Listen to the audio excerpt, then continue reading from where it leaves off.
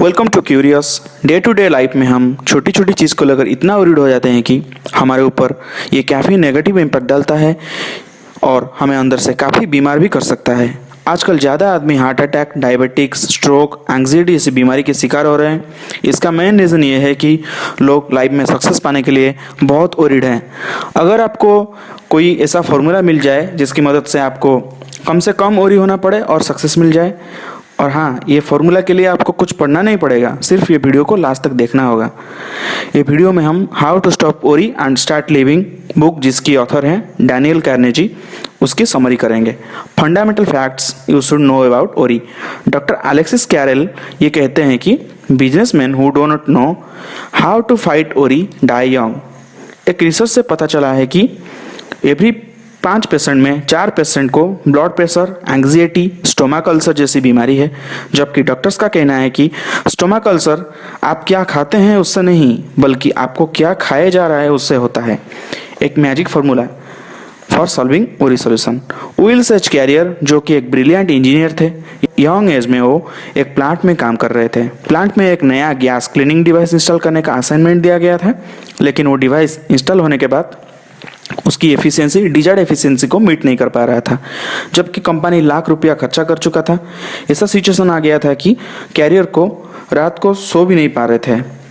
उसी टाइम उनका common sense जाग गया और उन्हें 3 रूल्स मिला, जिसको अभी भी कई सक्सेसफुल आदमी यूज करते हैं। 1. Ask yourself what worst possible outcome is if you can't solve your problem. Carrier उस सिचुएशन में फियरलेसली और ऑनेस्टली फिगर आउट किया कि सबसे खराब कंडीशन क्या हो सकता है। उन्हें पता चला कि ज़्यादा से ज़्यादा उन्हें प्लांट से निकाल दिया जाएगा, लेकिन उन्हें कहीं जेल या गोली नहीं मार दिया जाएगा। 2. Mentally prepare to accept the worst if necessary. Carrier को पता चला कि अगर वो ये प्लांट की जॉब से फायर्ड भी होते हैं, उन्हें उनकी रेपुटेशन की वजह से कहीं भी अच्छा पोजीशन मिल जाएगा। सबसे खराब क्या हो सकता है फैक्ट जानने के बाद कैरियर ये मेंटली प्रिपेयर्ड हुए कि अगर उनको प्लांट से निकाला भी जाता है तो कैरियर कहीं और जाके अच्छा पोजीशन में काम करेंगे, लेकिन इस बात को लेकर वरीड नहीं होंगे। Number 3. Then calmly improve upon the worst possible outcome.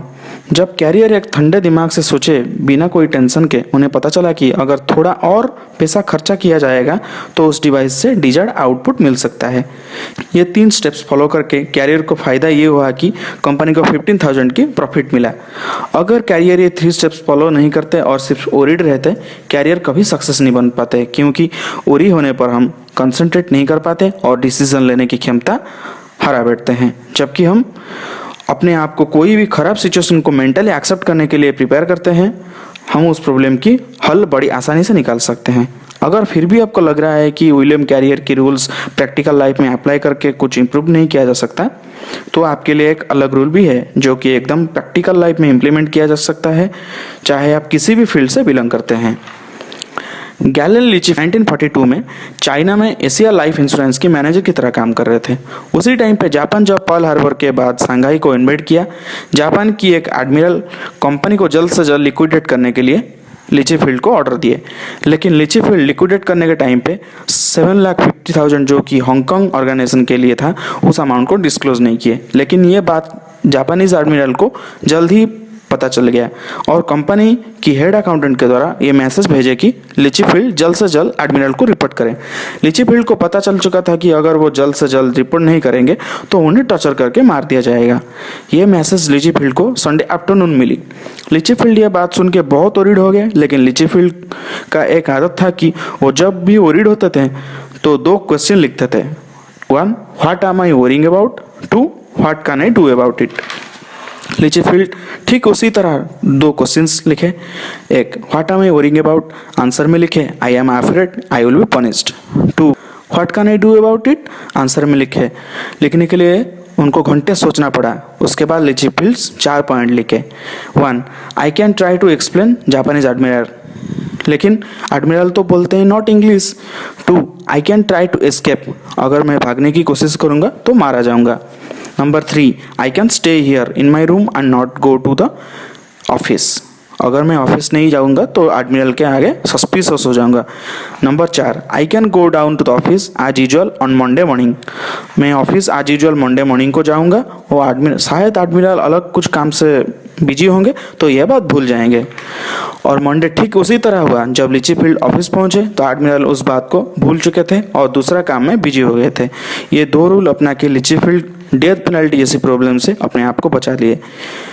Count your blessing not your troubles, इसको समझाने के लिए आपको और एक स्टोरी सुनाता हूँ।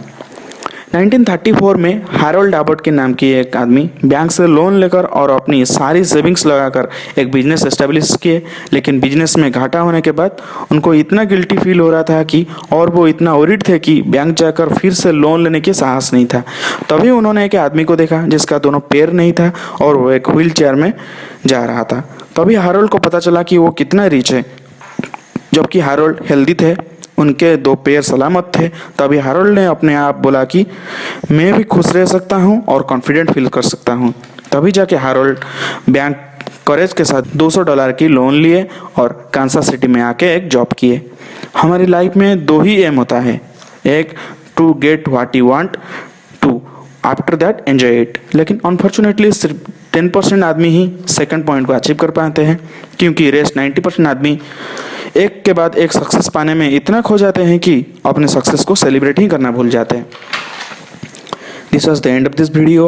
अगर आपको how to stop worrying and start living book की हार्ड कॉपी चाहिए तो मैं बुक की लिंक डिस्क्रिप्शन में दे दिया हूँ, आप चाहे तो परचेज कर सकते हैं। Do like, share and subscribe to my channel for more curious content like this, and thank you for watching till the and.